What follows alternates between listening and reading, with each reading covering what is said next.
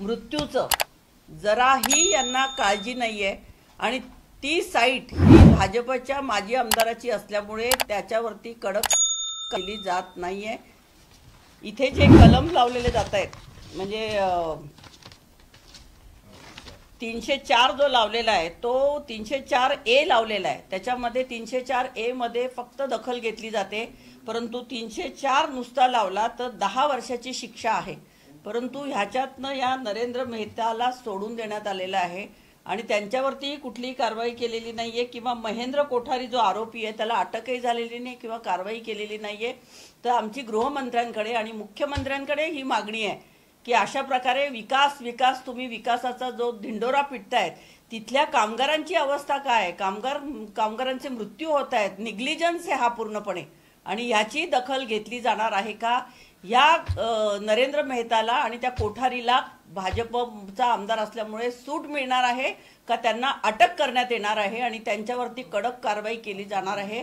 कारण अशा प्रकारचे आतापर्यंत 4 ते 5 मृत्यू त्यांच्या साईटवरती झालेले आहेत आणि याची दखल गृहमंत्र्यांनी घेतली पाहिजे आणि गृहमंत्री जर पाठीशी घालत असतील तर निश्चितच मुख्यमंत्र्यांनी त्याची दखल घ्यावी अशी आमची मागणी आहे।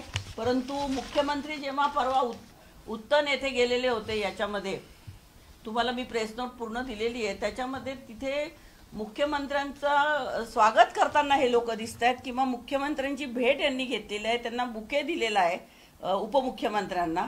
म्हणजे एकीकडे गुन्हेगार आहे स्वतःच्या साईटवरती असे प्रकारचे अपघात घडतायत त्याला पाठीशी घालायचं आणि दुसरीकडे उपमुख्यमंत्री ज्यांच्याकडे गृह खाते त्यांचं बुके देऊन स्वागत करायचं आणि मग पोलिसांवरती प्रेशर येतं की उपमुख्यमंत्री आलेले आहेत, गृह खातं ज्यांच्याकडे ते गृहमंत्री आलेले आहेत आणि त्यांच्याकडे आपण त्यांचं एवढं वजन असताना आपण यांच्यावर कारवाई कशी करायची? आणि त्यामुळे काशीमारा पोलीस स्टेशन मध्ये त्याची दखल घेतलेली जात नाहीये।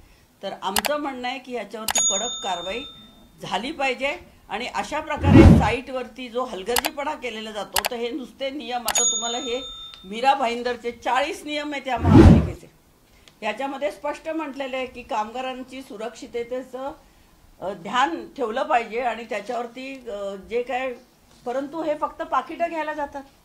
महापालिकेचे अधिकारी जे आहेत एवढी नियमावली आहे, या नियमावलीचं पालन होतंय की नाही? प्रत्येक साईटवरती कामगाराच्या जीवितहानी जर होत असेल तर त्याच्यावर कडक कारवाई केली पाहिजे, परंतु तसं न होता गरीब कामगाराचा मृत्यू झाला की ते प्रकरण दडपून टाकायचं आणि ते दडपण्याचं काम भाजपच्या गृह खात्याने केलेलं आहे आणि म्हणून ह्या 7 याचं कन्स्ट्रक्शनचं ताबडतोब स्टॉप वर्कची नोटीस देऊन हे काम थांबवलं पाहिजे आणि तिथल्या कामगारांचे ज्यांचे मृत्यू झालेले आहेत, ज्यांच्या निग्लिजन्समुळे झालेले आहेत, त्यांना ताबडतोब अटक केली पाहिजे, ही आमची मागणी आहे। याला जोडून प्रश्न आहे की नुकताच 2 महिन्यापूर्वी जो मुंबई कोस्टल रोड हा महानगरपालिकेने सर्वांसाठी खुला केला, त्या मुंबई कोस्टल रोडच्या भोगद्यातल्या एका भिंतीतून जे ते पाणी येताना पाहायला मिळते, याकडे तुम्ही कसं पाहता?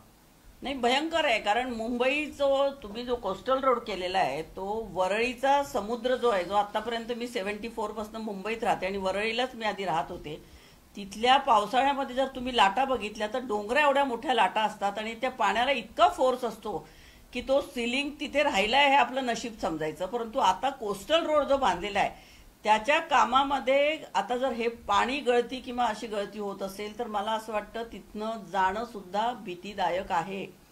मोठे टेक्निशियन बोलवून त्याची खात्री करून घेतली पाहिजे आणि जर का भर पावसाळ्यामध्ये समुद्र खवळलेला असताना जर लाटांचा जोरदार मारा झाला तर हा कोस्टल रोड वाहून जायला वेळ लागणार नाही।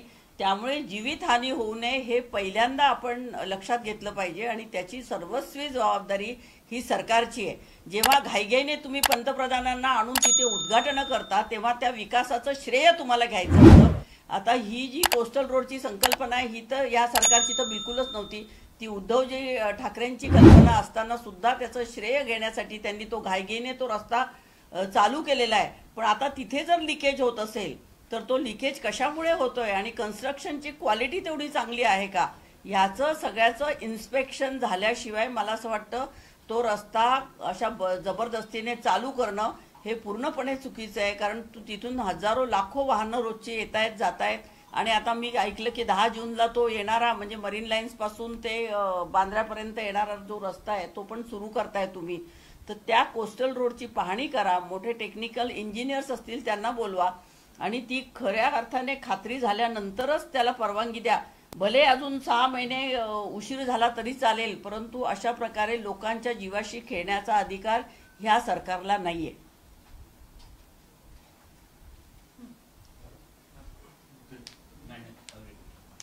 घाटकोपरमध्ये जे मृत्युमुखी पडले त्या अनेक मृतांच्या नातेवाईकांना अद्यापही सरकारी मदत मिळालेली नाही अशी माहिती मिळते. तुमच्याकडे काही या संदर्भात माहिती आहे का?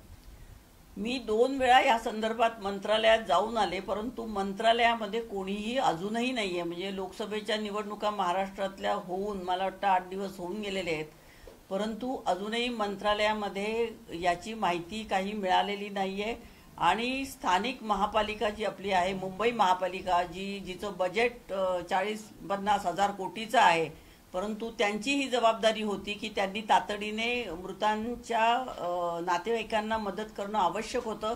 ही मदत कितपर्यंत झाली आहे, खऱ्या अर्थाने झाली आहे किंवा नाही, कारण नुसती पैशाची भरपाई करून गेलेला माणूस परत येत नाही. कुटुंबियांवरती जो पहाड कोसळतो तो त्यांनाच माहिती आहे. परंतु ही मदत मिळाली आहे की नाही त्याचं मला वाटतं उत्तर आपले मुख्यमंत्री देऊ शकतील किंवा आपले BMCचे कमिशनर आहेत त्यांना आपण विचारलं पाहिजे. आणि त्या पद्धतीने म्हणजे आता सगळ्यांचा जो सुट्टीचा आणि इलेक्शनचा मूड आहे, तुम्ही कलेक्टर कचेरीत जा, तुम्ही BMC मध्ये जा, तुम्ही मंत्रालयात जा, कोणीही जागेवर नाहीये. प्रत्येकाला ह्या इलेक्शनमध्ये इतका इंटरेस्ट होता आणि माणसं तिथे कामाला गेलेली आहेत म्हणून आम्ही इलेक्शन नंतर तुम्हाला उत्तर देऊ असंच उत्तर आतापर्यंत मिळत आहे. परंतु पुन्हा उद्या जाऊन मी त्याची खातरजमा करून घेणार. छगन भुजबळ वारंवार या पद्धतीचे वक्तव्य देत आहेत, जितेंद्र आव्हाडांची पाठराखण करतात आणि सदैव जसं की शरद पवारांची जी भूमिका त्या भूमिकेचा पाठराखण करतात. काय वाटतंय की ती स्वगृही परतण्याच्या मार्गावरती आहे का, त्या वाटेवरती आहे का?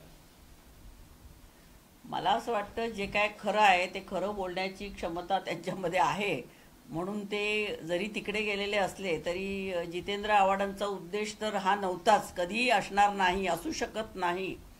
आणि अशा प्रकारे मनुस्मृतीचं दहन करत असताना जर काही चूक झाली त्याची त्यांनी माफी पण मागितलेली आहे आणि तेच भुजबळ साहेबांनीच त्यांच्या ह्याच्यातनं सांगितलेलं आहे. म्हणजे सत्य परिस्थितीचं त्यांनी आपल्या पुढे मांडलेली आहे. मग ते महायुतीच्या अनेक याच्यावरती प्रश्नचिन्ह निर्माण करतात. दरम्यान नुकतं जेव्हा राष्ट्रवादी काँग्रेस पक्षाचं अधिवेशन झालं होतं त्या दरम्यान त्यांनी जागा वाटपाचा मुद्दा उपस्थित केला, त्यांच्यावरती प्रचंड टीका झाली होती.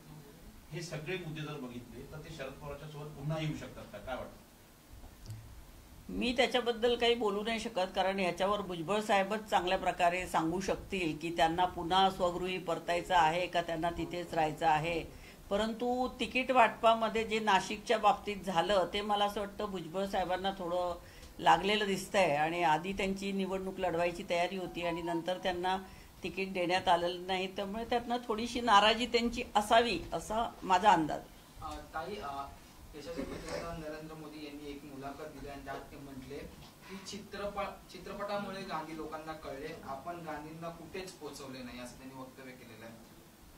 आता ते एवढे मोठे विश्वविख्यात विद्वान मोदी साहेब आहेत, त्यांच्याविषयी मी कॉमेंट करणं म्हणजे खरोखरच मला खूप हे वाटते. परंतु महात्मा गांधीजी काय होते हे सिनेमावरनं त्यांना कळतं आणि त्याच्यावरनं ते सांगतात की सगळ्यांनाच सिनेमातनं कळलेलं आहे. ते त्यांच्या बुद्धीची कीव करावीशी वाटते की त्यांनी जर थोडंफार वाचन केलं असतं, महात्मा गांधीजींचं चरित्र जरी वाचलं असतं आणि त्या ज्या गुजरातमधनं येतात त्या गुजरातमधले महात्मा गांधीजी आहेत, ज्या गुजरातविषयीचा आम्हाला खूप अभिमान होता, सरदार वल्लभभाई पटेल असतील, महात्मा गांधीजी असतील, ज्यांनी स्वातंत्र्य लढ्यात भाग घेऊन स्वातंत्र्य मिळवून दिलं देशाला, आणि त्या महात्मा गांधीजींचा सिनेमा कधी आला, महात्मा गांधीजी कधी झाले, त्यांचं काम कधी होतं आणि त्याच्यानंतर जर लोकांना महात्मा गांधीजी फक्त सिनेमावरनं कळायला असेल तर मला म्हणजे मोदींची खरोखर पंतप्रधान पदावर बसलेल्या माणसाने अशा प्रकारे कॉमेंट करावं याच्या इतकं देशाचं दुर्दैव कुठलंच नसेल. आणखी एक शेवटचा प्रश्न आहे की मोसमी पाऊस दारात आहे, मुख्यमंत्री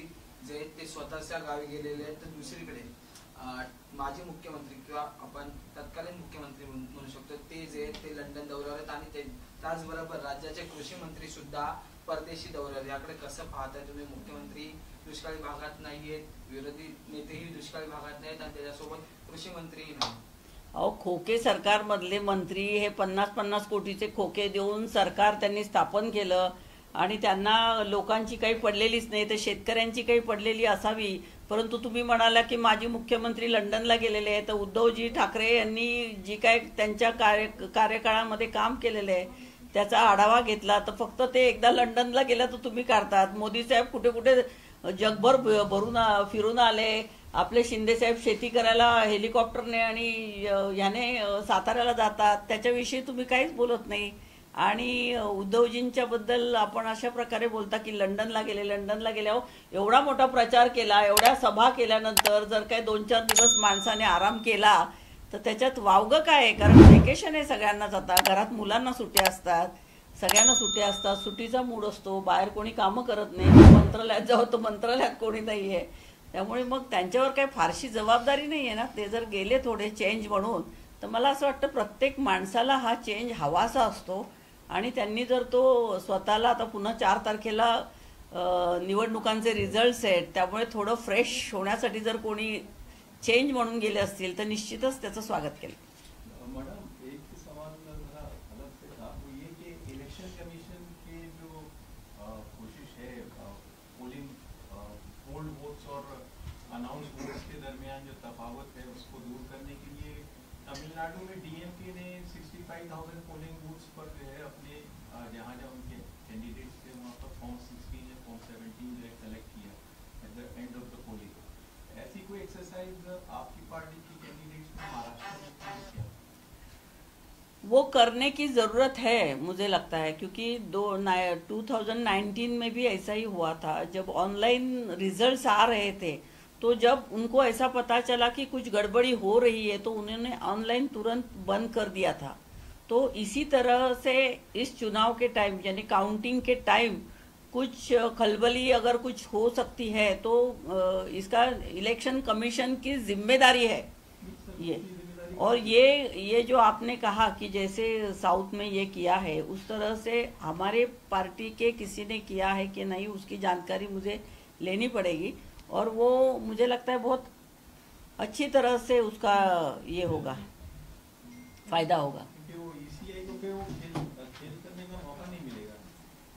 जो खेल करने का मौका मुझे नहीं लगता लोग अभी देंगे, क्योंकि लोगों का वातावरण सब देश में, पूरे देश में बदल गया है. तो इस तरह से कोई कुछ करेगा ऐसा मुझे लगता है.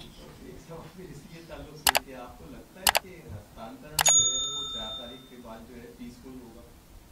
पीसफुल होना चाहिए, पीसफुल होना चाहिए. लोग शांतता रखेंगे, लेकिन इन्होंने अगर कुछ गड़बड़ी की, धांधली करी तो लोगों का पेशेंस कम हो जाएगा, मुझे ऐसा लगता है. आपको नहीं लगता आर्मी चीफ का एक्सटेंशन देना जो है वो इससे रिलेटेड है? ऐसा बोला जाता है और हो सकता है इसमें कुछ करने का इनका प्लान होगा, लेकिन बहुत सारे लोग इंडिया आघाड़ी के अभी बड़े बड़े नेता सब 1 तारीख को मिल रहे हैं, तो मुझे लगता है उनके स्तर पे इसके बारे में चर्चा होगी. उसके बारे में जो प्रिकॉशन लेनी है वो इंडिया आघाड़ी के नेता भी लेंगे.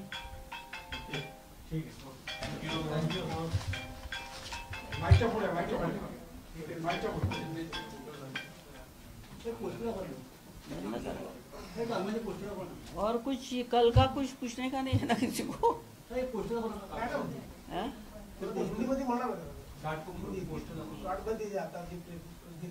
हिंदी मध्ये